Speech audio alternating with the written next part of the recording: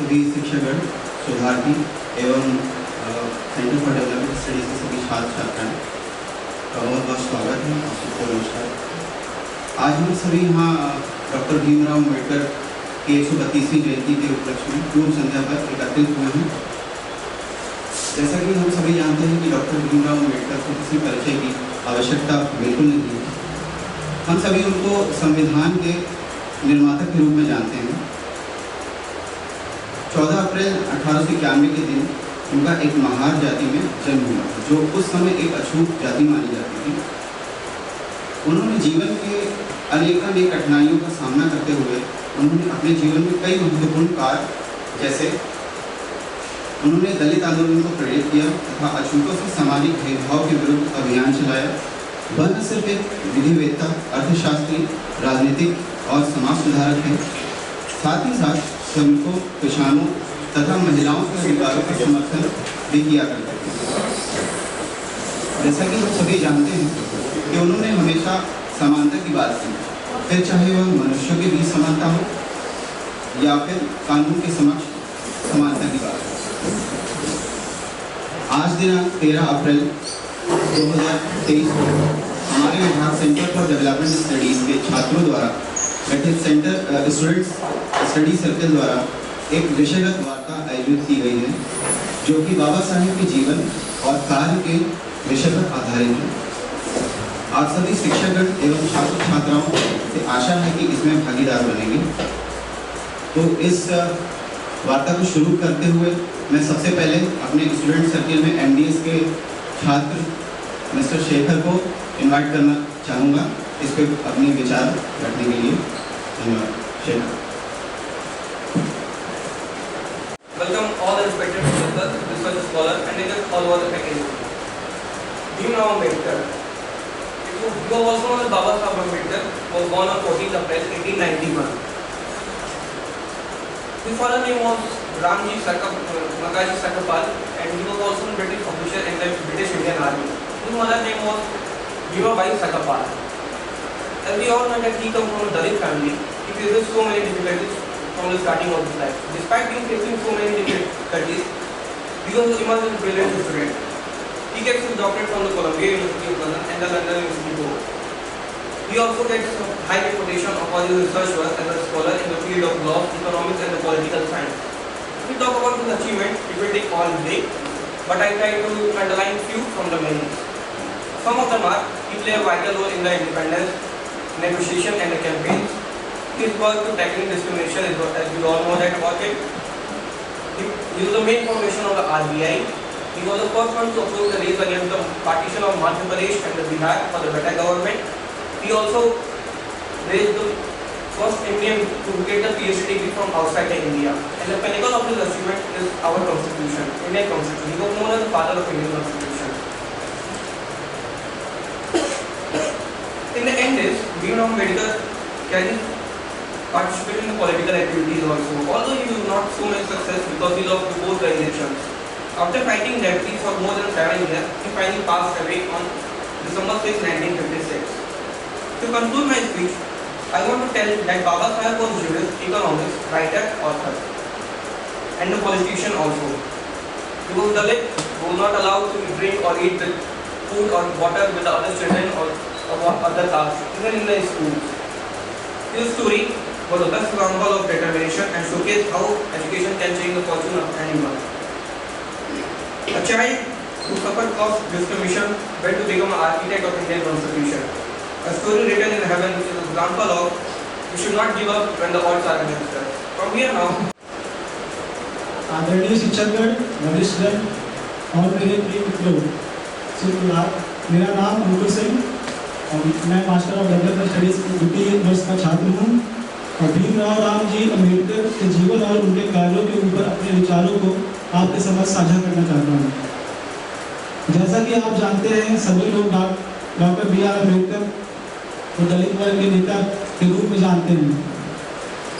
हमेशा उनको कमजोर वर्ग के नेता के तौर पर देखा गया या आमतौर पर उनको संविधान निर्माता के तौर पर देखा गया, लेकिन वह उस सबसे कहीं ज़्यादा थे। जितना उनके बारे में हम अभी तक जान सके हैं वो उनके व्यक्तित्व के बारे में काफ़ी नहीं है। आम जनता द्वारा उनको पूरी तरह सराहा भी नहीं गया।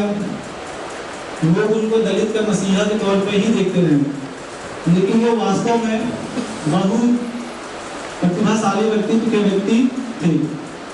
डॉक्टर बी आर अम्बेडकर न केवल अर्थशास्त्री, राजनीतिक वकील, लेखक और एक समाज सुधारक थे।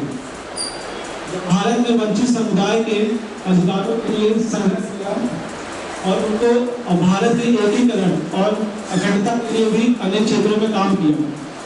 वो अपने मूल्यों में एक सच्चे राष्ट्रवादी नेता थे। वो कहते थे कि पहले मैं भारतीय हूँ और आखिरी में मैं भारतीय हूँ, इसके बीच में कुछ नहीं। बाबा साहब हमेशा समानता में विश्वास करते थे। सामाजिक परिवर्तन करके समान समाज का निर्माण करना चाहते थे। वो हमेशा एक समाज का निर्माण करना चाहते थे जो समानता, स्वतंत्रता के मूल्यों पर आधारित हो।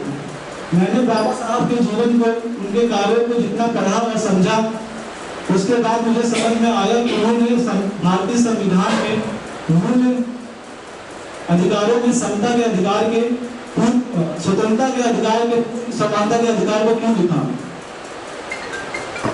उन्होंने अपनी किताब जाति के विनाश में, जाति व्यवस्था में उत्पन्न हुई समाज में असमानताओं को दर्शाते हुए जाति व्यवस्था में नागरिकों और उनकी जन्म की जाति पर आधारित वर्गीकरण को दर्शाया।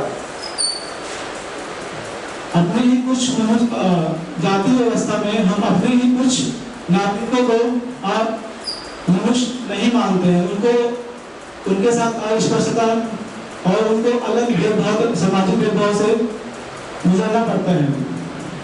एक हिस्से को गैर मनुष्य की तरह देखा जाता है, उनके साथ भेदभाव किया जाता है। जाति ईंटों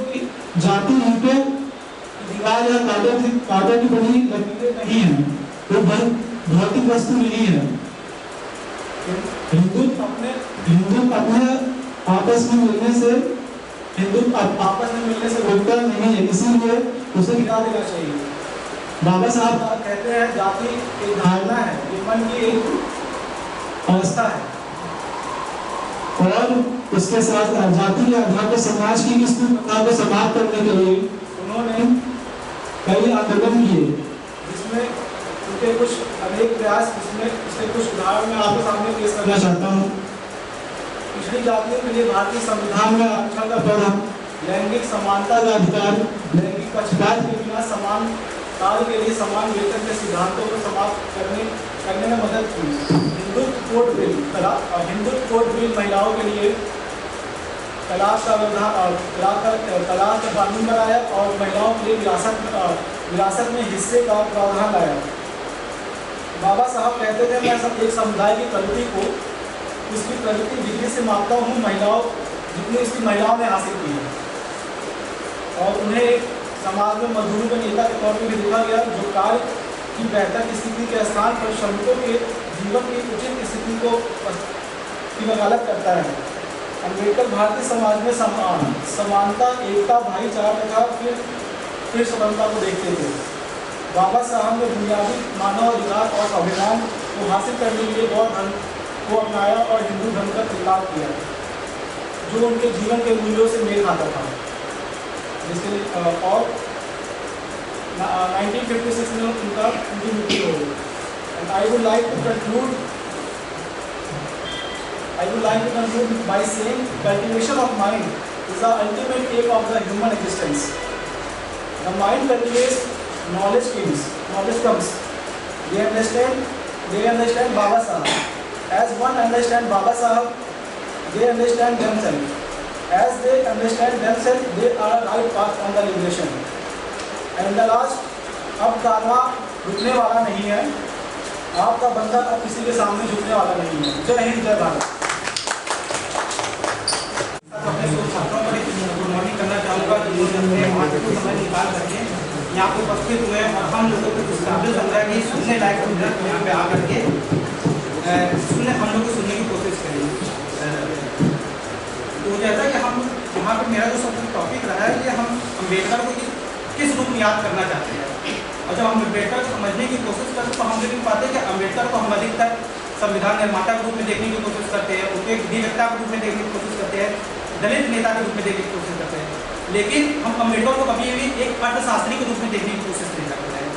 और क्योंकि मैंने इसलिए इस सब्जेक्ट को अपनी चुनने की कोशिश की क्योंकि मेरा खुद एक आर्थिक रुझान रहा है अम्बेडकर के लिए और उनके आर्थिक नीतियों के लिए, तो इस सब्जेक्ट को मैं इसलिए बोलने की कोशिश कर रहा हूँ। यहाँ पे मेरा सबसे पहला समस्या ये रहती है कि अम्बेडकर को हम लोग क्यों आर्थिक नीति को समझने की कोशिश नहीं करें। मैं अपने स्नातक के दौर में जब भी पढ़ा, स्नातक में रहा हूँ, तो मैं अर्थशास्त्र जब भी पढ़ा हूँ, इसमें मैंने ये पाया कि हम लोग ने गांधी को पढ़ा आर्थिक नेता के रूप में, हमने विनोबा भावे को पढ़ा आर्थिक नेता के रूप में, हमने उससे पहले दादा भाई नौरोजी को पढ़ा, लेकिन जब हम अम्बेडकर की बात करते हैं तो हम उनको भूल जाते हैं।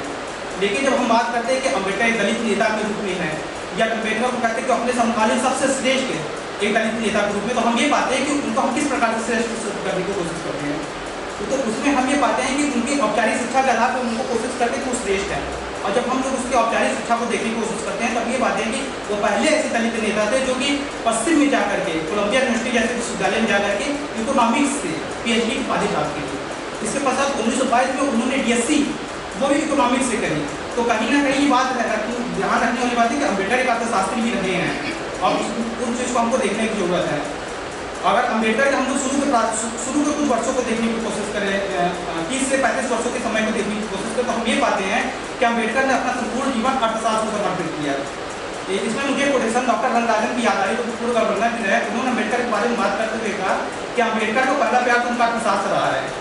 बाद में उन्होंने जब वो सोशल लाइफ में आए और उन्होंने सामाजिक परिवर्तन का कार्य किया, तब उन्होंने इस प्रकार के अर्थशास्त्र उनका छूटता चला गया। इस चीज़ को मैं समझते हुए मैंने कोशिश किया कि अम्बेडकर को आर्थिक नेता के रूप में समझने की कोशिश क्यों नहीं किया जा रहा है। तो यहाँ पे मुझे मेरी जो खुद की ऑब्जर्वेशन रही वो 2 या 3 प्रकार की ऑब्जर्वेशन रही है।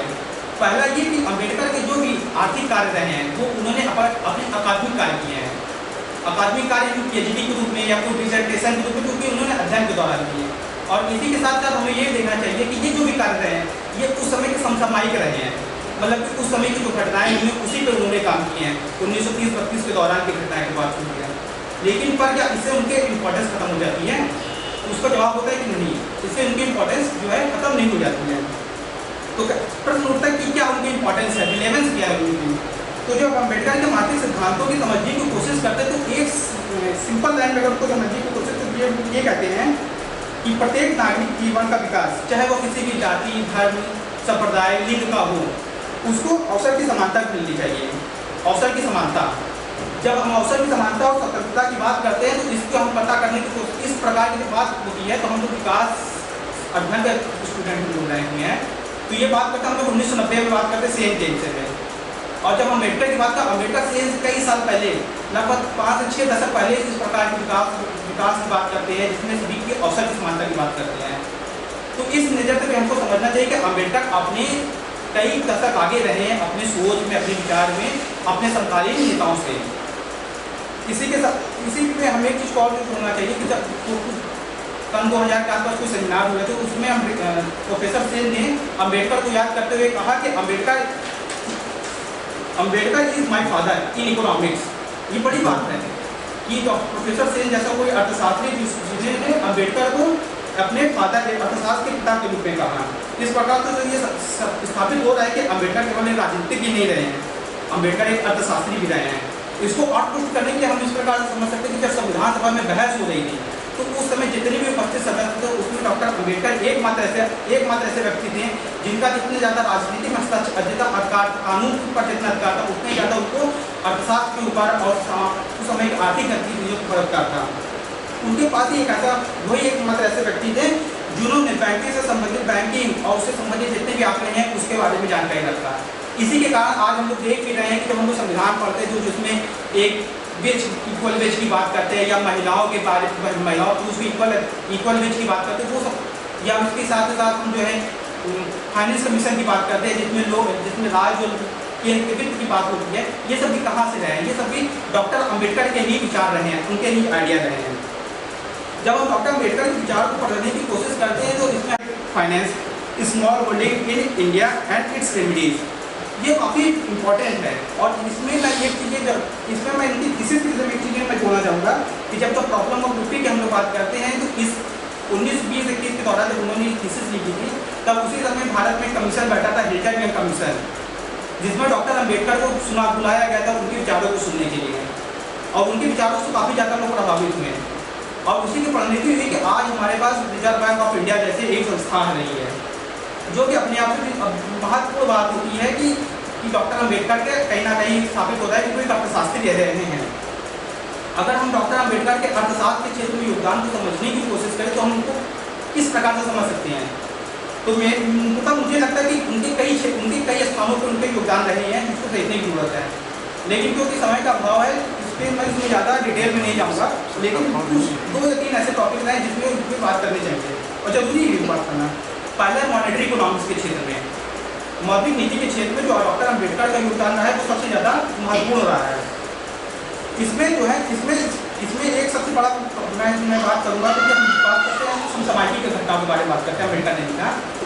तो इस समय जो है डॉक्टर अम्बेडकर उस समय 1930 के दौरान एक समस्या चल रही थी जो कि है 1930 दौरान एक समस्या चल रही थी एक गोल्ड स्टैंडर्ड की, उनकी गोल्ड स्टैंडर्ड को किया जाए नहीं किया जाए, उसको किस प्रकार से लागू किया जाए। तो इसमें सबसे बड़ा सबसे बड़ा ये देखने को मिलता है कि डॉक्टर अम्बेडकर ने उस समय जो है अपने समय के सबसे प्रसिद्ध अर्थशास्त्री जॉन मेनार्ड कीन्स वो उनके विरोध में खड़े हो गए थे और उन्होंने कहा कि नहीं ये गोल्ड स्टैंडर्ड को आप खत्म नहीं कर सकते हैं। और उसके तब पक्ष में उन्होंने तर्क दिया कि जब भारत जैसे विकासशील देशों की बात करते हैं जहाँ पे आर्थिक व्यवस्था काफ़ी कमज़ोर है, वहाँ पर गोल्ड स्टैंडर्ड एक स्थिरता का काम करता है और आप उसको अगर ख़त्म कर दे रहे हैं तो वो जो है वहाँ की अर्थव्यवस्था को ख़त्म कर सकता है। इसी में दूसरा है एक हिल्टन कमीशन जो कि उनकी मौद्रिक नीति का ही परिणाम रहा है। और डॉक्टर अम्बेडकर की जो बात रही है मौद्रिक नीति की स्थिरता की बात उनकी विदेशी विनिमय नीति की बात होती है और जिसके कारण हमको आज देखने को मिलता है कि 2013-14 में RBI अपनी जो है मॉनेटरी पॉलिसी स्टेबलिंग की कमेटी बैठाती है जिसमें वो कहते हैं कि हम मौद्रिक नीति को स्थिरता प्रदान करेंगे, 4% की दर देता है और कहता है कि 2% प्लस माइनस की नीति देता है, वो भी डॉक्टर अम्बेडकर की नीति से प्रभावित रही है कहीं ना कहीं। इसी प्रकार से हम अगर डॉक्टर अम्बेडकर की एक बात करते हैं कि एग्रीकल्चर और इंडस्ट्री, इसमें सबसे ज़्यादा समस्या रही, इसमें सबसे ज़्यादा बात करनी चाहिए हम लोगों को। और आज के समय में जबकि भारत एक कृषि संकट से भारत में कृषि समस्या है, उद्योग की समस्या है, तो हमको अम्बेडकर को याद करने की जरूरत है। अम्बेडकर को अगर याद करते तो अम्बेडकर कहते हैं कि अम्बेडकर ने उद्योग और कृषि दोनों के विकास की बात करी है। किस प्रकार की बात करी इसमें हमको समझने की जरूरत है। अम्बेडकर ने जब एक उद्योग की बात करते तो उद्योग की बात करते तो कहते कि उद्योगों का विकास होना चाहिए, लेकिन उद्योगों का विकास होना चाहिए किस आधार पर, इसके साथ साथ कृषि का भी विकास होना चाहिए। कृषि का विकास उसके पक्ष में वो तथ्य देते हैं कि जब कृषि का विकास उद्योग का विकास किस आधार पर बेसिस टिका रहेगा, वो टिका रहेगा कृषि के तर्क पे। लेकिन जब कृषि के तर्क बात देते हुए कहते हैं कि यहाँ पर सरप्लस लेबर की समस्या आएगी कि कृषि जो है उतना लेबर नहीं, उतना जो है वेज एम्प्लॉयमेंट नहीं जनरेट कर पाएगी जितनी जरूरत है भारत जैसे देशों के लिए। और यहाँ पे ये बात उन्होंने और इस प्रकार से ड्यूअल इकोनॉमी की बात करते हैं कि जहाँ पे इंडस्ट्री और एग्रीकल्चर दोनों की बात करते हैं। और ये बात जो है अम्बेडकर 1930 के दशक में करते हैं, 1930 के दशक में मुझे याद आ रहा है कि कर रहे हैं। और ये लगभग 1950 से पहले की बात है। इसमें जहाँ पे ये बात ये जोड़ना चाहिए कि 1954 के आसपास में डॉक्टर लुइस करके थे जिन्होंने जो है एग्रीकल्चर और इंडस्ट्री में दो सेक्टर डुअल इकोनॉमिक सेक्टर की बात करी है। और जब 2020-21 के हम इकोनॉमिक सर्वे पढ़ते हैं तो उसमें भी एक प्रकार की बात होती है कि हमारी इंडस्ट्री जो है और जो हमारी एग्रीकल्चर और उसमें जो लेबर सरप्लस को इंडस्ट्री में ले जाने की बात कही जा रही है, इसी आधार पर हमारे भारत सरकार की आलोचना भी की जाती है कि किस प्रकार से आप समस्या को देख रहे हैं। तो ये भी देखने वाली बात है कि अम्बेडकर ने इन सब चीज़ों पे लगभग आज से 6-7-8 दशक पहले ही बात कर ली थी जिस पे आज हम लोग बात कर रहे हैं। तो अम्बेडकर काफ़ी दूरदर्शी एक अर्थशास्त्री रहे हैं। इसी के साथ ही अम्बेडकर भी क्योंकि अम्बेडकर को हम लोग याद करते हैं उनके कास्ट एवोल्यूशन के लिए याद हम लोग करते हैं कि अम्बेडकर जो है किस प्रकार से, क्योंकि अम्बेडकर सभी लोग जानते हैं कि अम्बेडकर दलित नेता रहे, उन्होंने कास्ट के लिए बात किया। तो अम्बेडकर ने जो है कास्ट है उसका भी इकोनॉमिक डायमेंशन ऑफ कास्ट की बात करी है। उसमें उन्होंने कहा कि जाति का भी काफी पक्ष होता है और इसके विषय में उन्होंने बात करते हुए कि जाति के उन्मूलन के लिए भारतीय गाँव का जो संरचना है उसको पुनर्गठन करने की बात करी है। ये बात मैं मेरे कुछ साथ साथ उन्होंने अच्छी भी बात करी होगी, उनके विचार से कुछ रहे मैं कुछ बात में सहमत नहीं हूँ, लेकिन वो नहीं उसकी बात है।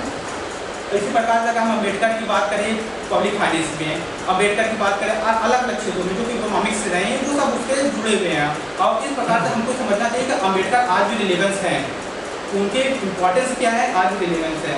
और मैं जब कंक्लूजन करता हूँ तो मैं ये समझने की कोशिश कर रहा हूँ कि अगर हम लोग इंटरडिसिप्लिनरी अप्रोच की बात करते हैं तो अम्बेडकर वास्तव में एक इंटरडिसिप्लिनरी आदमी रहे हैं। उनके पास जितनी अर्थशास्त्र की जानकारी नहीं, उतनी उनके पास विधि की जानकारी नहीं, उतनी उनके संविधान की जानकारी नहीं है, और हर क्षेत्र की जानकारी, एक शिक्षाविद भी वो रहे हैं। तो अम्बेडकर तो जरूरी है आज के समय में, और एक आर्थिक पहलू में उसको एक तरीके से हमको याद करने की जरूरत है अम्बेडकर को। और अंत में मैं यही याद करना चाहूँगा कि जरूरी नहीं कि हम लोग जयंती मनाएं या इस प्रकार से जरूरी करें। प्रदीप सर ने कहा था कि केवल जयंती मनाने से जो है या फूल माला चढ़ाने से ही अम्बेडकर नहीं, हमारे फाउंडिंग फादर्स ने जो एक दिया है, उनके जो आइडियाज़ है उसको हम लोग ने कितना समझा और उसको हम कितना आगे बढ़े और कितना पीछे गए, इसलिए हमको जयंती मनाना जरूरी है। और इसी के साथ मैं अपना समाप्त करना चाहूँगा। धन्यवाद।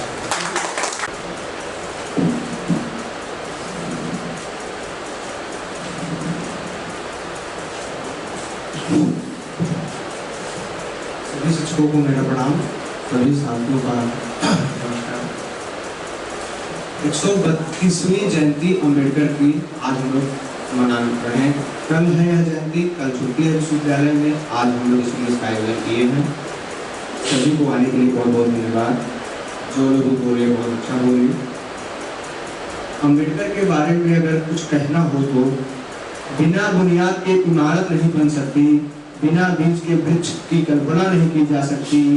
हमें यदि अपने पुरुषार्थ की इमारत खड़ी करनी है, अपनी सफलता का वृक्षारोपण करना है, बुनियाद ढूंढनी होगी, बीज ढूंढना होगा। और इस बुनियाद और इस बीज को हम अम्बेडकर के जीवन में पूर्ण रूप से पा सकते हैं, क्योंकि अम्बेडकर का जीवन एक ऐसा संदेश देता है जिसको अगर हम आकलन करें तो अपने व्यक्तित्व के निखार में, अपने जीवन को एक ऐसी ऊंचाई पे ले जाना जहाँ पे उनका जन्म हुआ था, वो महर जाति थी और उस जाति के लोगों को न शिक्षा का अधिकार था और वो जाति छुआछूत के घोर पाप से घिरी हुई थी। उनको छूना भी पाप था, उनके साथ खाना पीना भी पाप था और उनको क्लास में सबके साथ बैठने की भी मनाही थी। उस जात से निकले अम्बेडकर जी, क्लास के बाहर बैठ के भी पढ़ना पड़ा। सबके पानी पीने के बाद उनको चपरासी के हाथ से पानी अगर मिले तब पीते थे, नहीं तो पानी पीने की भी मनाही थी।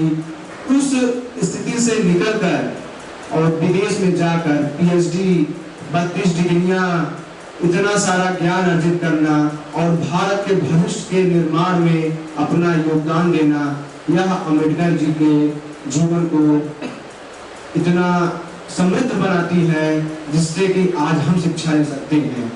इसी पे एक लाइन है, अरे पर्वत तू कल तक जिसकी लाचारी पर हंसता था, तेरी चोटी पर आज वही बैसाखी लेकर बैठा है।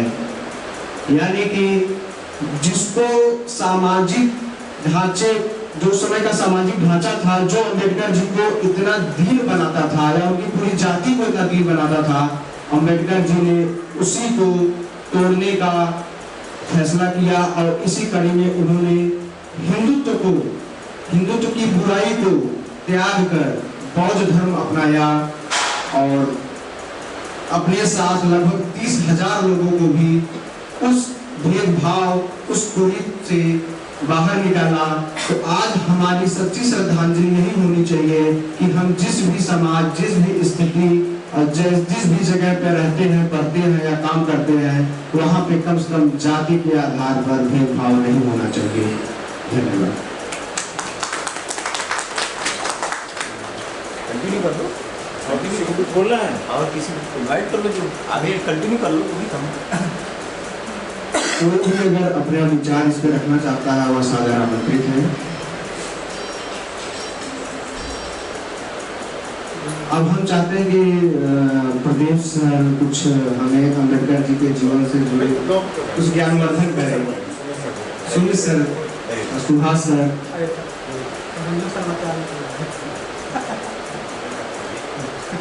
जी बोलिए। नहीं लग रहा है आपके मन में कुछ कहने के भाव नहीं है।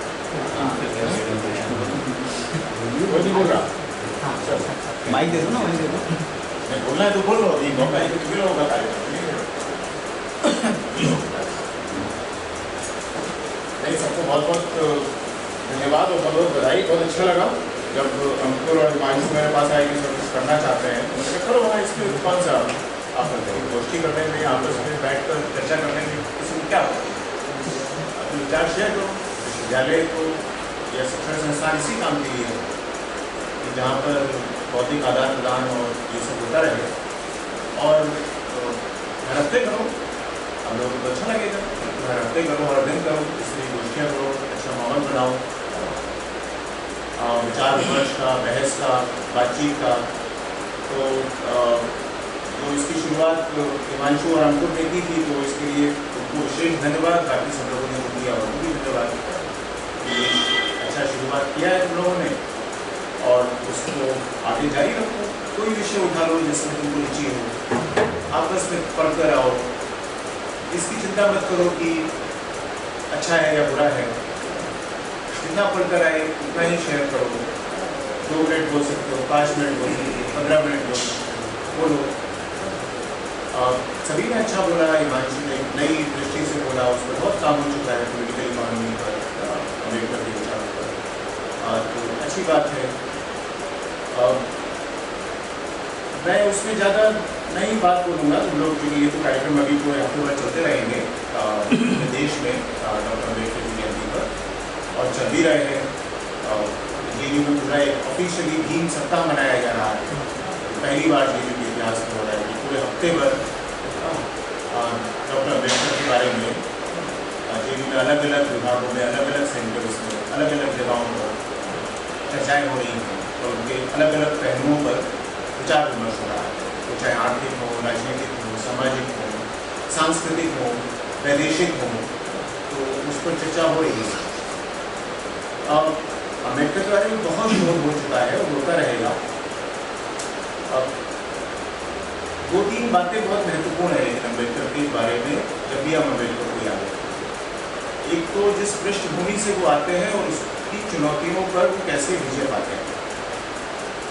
उसी समाज में जो बहुत ही भेदभाव आधारित समाज है, बहुत ही शोषणकारी समाज है, उसमें भी रहते हुए वो हारते नहीं हैं और किसी को कोई दोषारोपण भी नहीं करते। जाति व्यवस्था का विरोध करते हैं, जोर विरोध करते हैं, पूरे जीवन भर करते हैं, लेकिन किसी व्यक्ति का विरोध नहीं करते। जैसे कि ठीक उसी तरह से जैसे गांधी जी ने अंग्रेजी औपनिवेशिकतावाद का विरोध किया, लेकिन अंग्रेजों का विरोध नहीं किया। इसीलिए जब वो सेकेंड राउंड टेबल कॉन्फ्रेंस में गांधी जी गए तो उनका बहुत अंग्रेजी जनता ने बहुत स्वागत किया।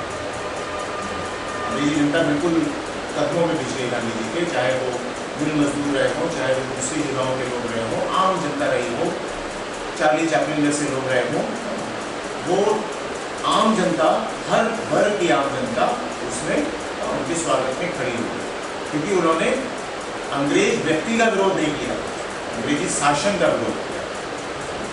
कि अंग्रेजी शासन जो शोषण पर आधारित है, उस व्यवस्था को, कहीं भी व्यवस्था हो, चाहे वो साउथ अफ्रीका में व्यवस्था ऐसी रही हो या हिंदुस्तान में रही हो, उसका विरोध करेंगे। तो डॉक्टर अम्बेडकर ने भी उसी तरह से जाति व्यवस्था का पुरजोर विरोध किया, बहुत प्रभावी विरोध किया। और तो एक तो पृष्ठभूमि उनकी याद रखना बहुत जरूरी है, जो प्रेरणा देता है कि उस पृष्ठभूमि से सबने बताया, महार जाति से आते थे, जाति की क्या स्थिति थी महाराष्ट्र में, हम सब लोग जानते हैं, और भी जगहों पर, उत्तर प्रदेश में भी, बिहार में भी। तो अब तो चीज़ें कुछ हद तक बेहतर हो गई है। ऐसा नहीं है कि दलितों पर अत्याचार या उनका शोषण पूरी तरह से समाप्त हो गया है, संवैधानिक रूप से समाप्त हो चुका है, कानूनी रूप से समाप्त हो चुका है, लेकिन सामाजिक रूप से अभी भी बहुत सारे ऐसे दृष्टांत आते रहते हैं। तो और समाज को बदलने में समय लगता है, तो इसलिए समाज कोई रातों रात नहीं बदलता है।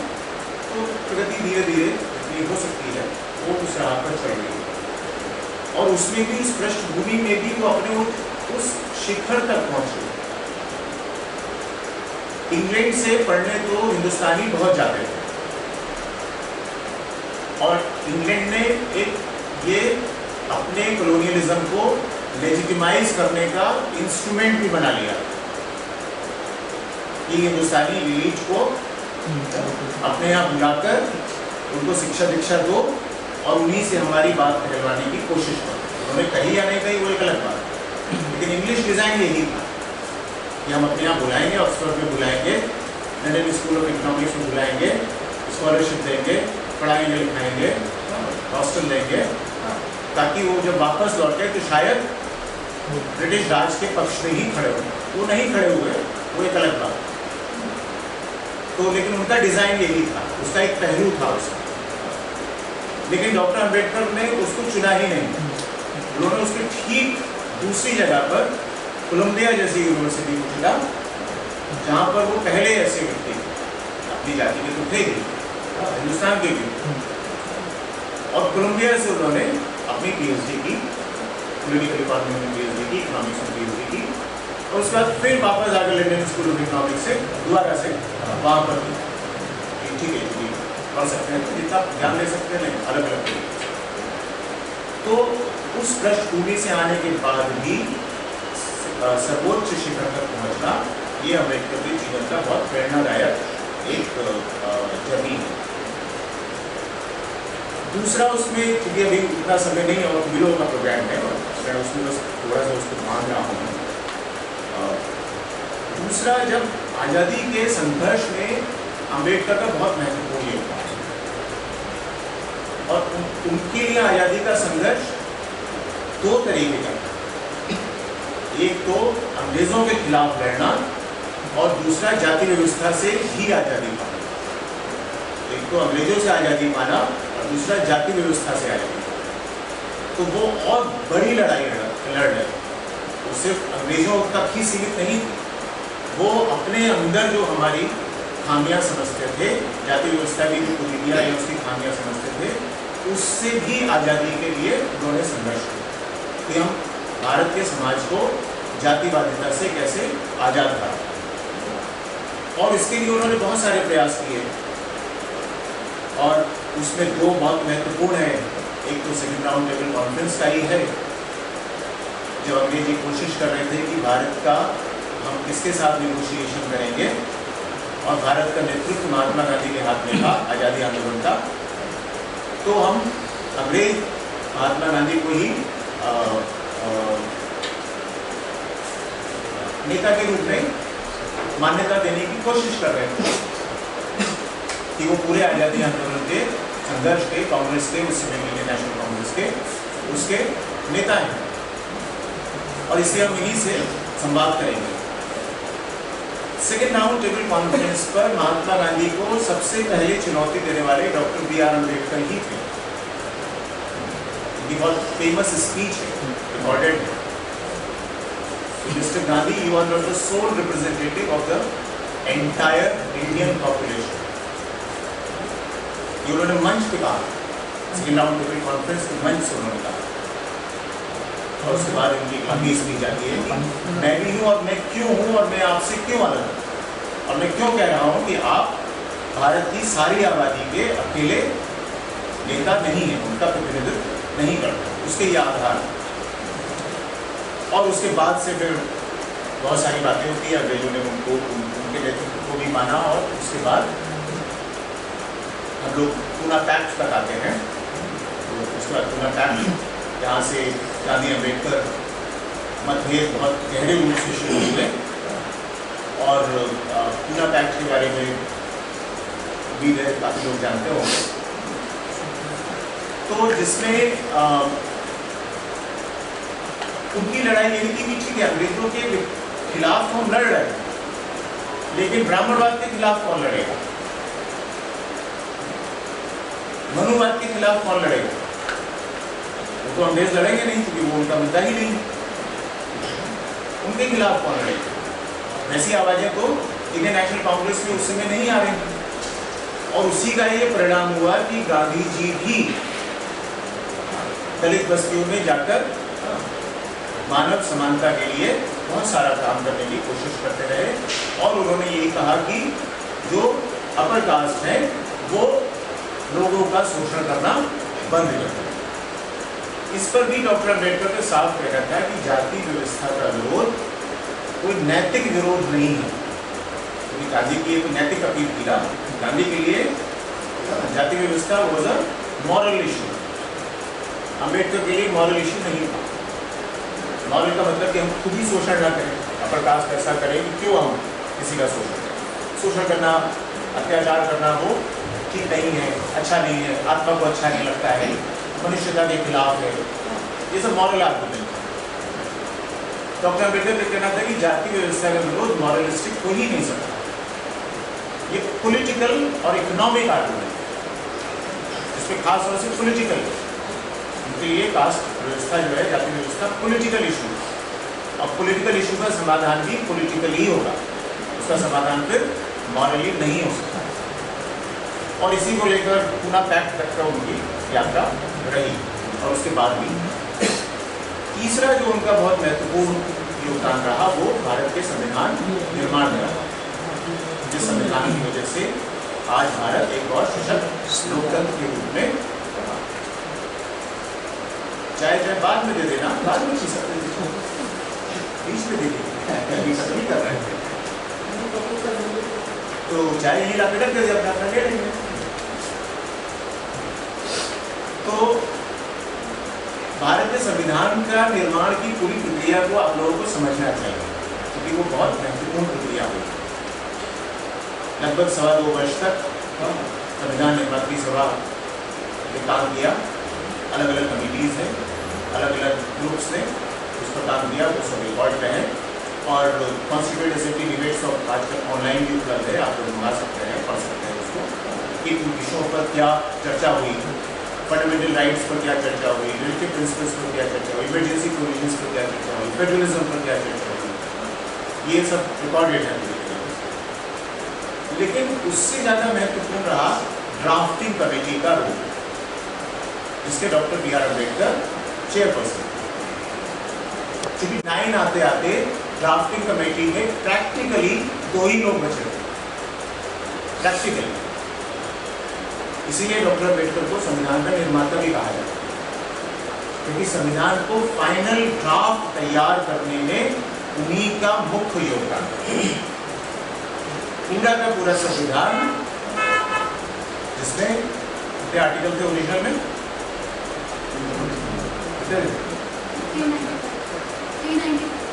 395। और कितनी सूचियाँ? 8। ओरिजिनली तो संविधान तो ओरिजिनली है ना, बहुत सारे लोगों को दिखाया भी होगा। ओरिजिनल जो साइन हुआ है 26 सितंबर 1949, उसके बाद उसके अंदर अमेंडमेंट होते रहे और बहुत सारे हुए हैं, और बहुत सारे आर्टिकल्स हुए हैं, और शेड्यूल भी बहुत सारी हो गई है, शेड्यूल में बहुत है। तो इसलिए उसको लिखने में, उसको सजाने में डॉक्टर बी आर अम्बेडकर का बहुत महत्वपूर्ण योगदान था, क्योंकि ड्राफ्टिंग कमेटी में प्रैक्टिकली सिर्फ 2 ही लोग बचे थे, बाकी लोग बीमार हो रहे थे या अस्वस्थ थे या इनकैपेसिटेटेड हो गए, तो वो उसको मतलब वो करने की स्थिति में ही नहीं थे। तो इसलिए उनकी फाइनल शेप देने में उनकी भूमिका बहुत महत्वपूर्ण। और जब उन्होंने third reading of the constitution हुई, ड्राफ्ट कॉन्स्टिट्यूशन हुई, जब कॉन्स्टिट्यूशन फाइनली दिया, उनका बहुत भविष्यगामी भाषण है उस संविधान को देश को सौंपते हुए। उस भाषण को आप सब लोगों को पढ़ा है। उसमें उनका साफ कहना है कि यदि ये संविधान की सफलता इस बात पर निर्भर करेगी कि सिर्फ राजनीतिक आज़ादी पाने से ये संविधान सशक्त नहीं बनेगा, जब तक आर्थिक और सामाजिक आज़ादी या समानता स्थापित नहीं होगी। वो बहुत भविष्यगामी उनका भाषण है जो उन्होंने दिया, लंबा भाषण है कॉन्स्टिट्यूएंट असेंबली में, लेकिन वो आने वाले समय में बता देता है कि यदि संविधान को सही तरीके से लागू किया गया तब तो भारत सशक्त लोकतंत्र बनेगा, नहीं हुआ किसी क्षेत्र में सशक्त होगा, बाकी क्षेत्रों में उतना नहीं हो पाएगा, कम होगा। इसके अलावा भी जो चौथी उनकी भूमिका है वो है अम्बेडकर बहुत ही सिस्टमेटिक और बहुत ऑर्गेनाइज्ड लेखक है। अम्बेडकर के कलेक्टेड वर्क्स ही लगभग 25-30 वॉल्यूम हैं, भारत सरकार ने और भारत सरकार ने छापे पूरे, जो उनके द्वारा लिखे हुए हैं, सिर्फ उनके भाषण ही नहीं, जो उन्होंने लिखे हैं। एक किताब का जिक्र हिमांशु ने किया, एनिहिलेशन ऑफ कास्ट, बहुत ही मास्टरपीस किताब है। तो कास्ट को सिर्फ कॉस्मेटिक सुधार करने की बात नहीं कर रहे हैं। शब्द उन्होंने यूज किया एनिहिलेशन, जिसका मतलब है उन्मूलन, जिसका अनुवाद है उन्मूलन, जाति को जड़ से समूल रूप से विनाश करना, जाति व्यवस्था। सिर्फ कॉस्मेटिक या सतही तौर पर थोड़े बहुत एडजस्टमेंट करने से जाति व्यवस्था नहीं समाप्त होती। तो उनका लेखन किसी भी क्षेत्र में देख लो, चाहे आर्थिक क्षेत्र में देख लो, छोटे राज्यों के बहुत पक्षधर थे इस पर, बहुत अम्बेडकर ने, आज तो हम लोग बोल रहे हैं छोटे राज्य हों, मैनेजेबल राज्य हों, उसके वो बहुत बड़े पक्षधर थे, उस पर उन्होंने लिखा। तो या विदेश नीति किस तरीके की है, सामाजिक नीति किस तरीके की है, हमारे बाकी संबंध कैसे हैं। तो एक बहुत ही सशक्त और बहुत ऑर्गेनाइज्ड और बहुत साइंटिफिक लेखक अम्बेडकर निकल कर आते हैं। वो सारा उनका काम आज भी है, जो आने वाली पीढ़ियों के लिए बहुत ही प्रेरणा का स्रोत है। वो उस काम को ज़्यादा से ज़्यादा पढ़ो, ज़्यादा से ज़्यादा समझो, उस पर बहस करो। कोई एक किताब पढ़ो, आके यहाँ पर चर्चा करो, उनकी कोई भी एक चर्चा ले लो, कोई दो स्टूडेंट पढ़े, पढ़कर ऐसी चर्चा करो, उस पर कोई फर्क नहीं पड़ता है कि सब लोग सभी चीज़ें पढ़ लें। लेकिन जिसकी भी रुचि हो, हिमांशु रुचि थी उनके पॉलिटिकल इकोनॉमी व्यूज में जाने की, वो पढ़े, पढ़कर बताए, आपका इसी तरह से ऑर्गेनाइज करेगा, कभी नहीं सुनता है। ये तो दिमाग आपका है, कभी इसमें कोई रोक नहीं है। भौतिक कामों के लिए हम सब लोग आपका समर्थन करते हैं, तो फिर और जो तीसरा जो मतलब आखिरी जो उनका सबसे जो वर्क है ना, लाइफ एंड वर्क्स, तो कामों के बारे में तो ये बता दिया। जीवन भी उनका बहुत ही चुनौतीपूर्ण था, लेकिन उन्होंने वैज्ञानिकता को और बौद्धिकता को कभी नहीं छोड़ा। अम्बेडकर जब भी जाने जाएंगे तो वैज्ञानिक दृष्टिकोण के लिए और बौद्धिक दृष्टिकोण के लिए जाएंगे। उनकी चोट थी तो, और उनका ये भी था कि वो ब्राह्मणों के खिलाफ थे, ब्राह्मण व्यक्तियों के खिलाफ, ब्राह्मणवाद के खिलाफ, मनुवाद के खिलाफ। तो और उसमें उन्होंने 1936 में ही भाषण दे दिया। क्यों कह रहा हूँ, क्योंकि वो साइंटिफिक और ऑब्जेक्टिव या इंटेलेक्चुअल थिंकर हैं। 1936 में उन्होंने कहा था पब्लिक मीटिंग में that I was born a Hindu but I will not die the one. मैं हिंदू तो पैदा हुआ हूँ लेकिन मैं मरूंगा नहीं। 1936 में अनाउंस किया था, 1956 में बौद्ध धर्म को अपनाया। तो ये सवाल उठता है 20 वर्ष तक क्या किया, अपनाना चाहते तो वो अगले दिन अपना लेते। 20 वर्ष तक डॉक्टर बी आर अम्बेडकर ने दुनिया के सभी धर्मों से, दुनिया के सभी धर्मों के धर्म गुरुओं से बहुत गंभीर चर्चा की और सब उनके पास गए। इस्लाम वाले उनके पास गए, आप इस्लाम कबूल कर लो, पब्लिक अनाउंसमेंट कर दिया था उन्होंने।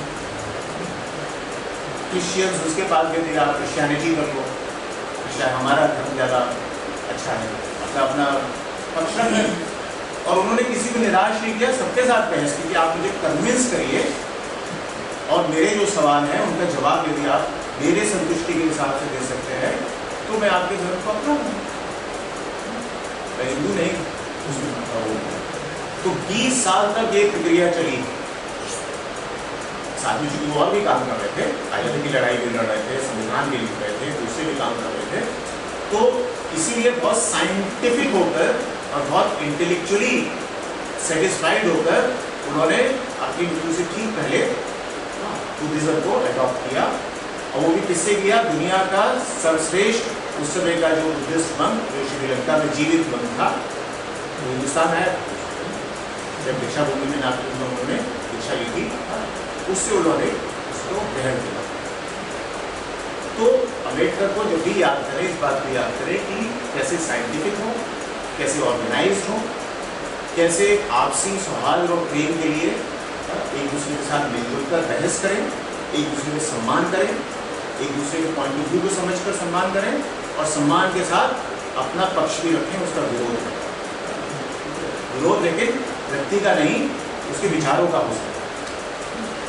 तो इसलिए बहुत बहुत बधाई डॉक्टर बैठे को मेरी भी श्रद्धांजलि। मैं ये भी बोलता हूँ कि जयंती ना बनाओ, मैं कहता हूँ सिर्फ जयंती मनाने तक सीमित न रहो, उनके जीवन को ये पढ़ो, उनके कामों को पढ़ो, उनसे प्रेरणा लो, उनको अपने जीवन में ढालो, अपने क्रियाकलापों में ढालो, और तब देखो कि कितने अच्छे विद्यार्थी और कितने अच्छे व्यक्ति और कितने अच्छे नागरिक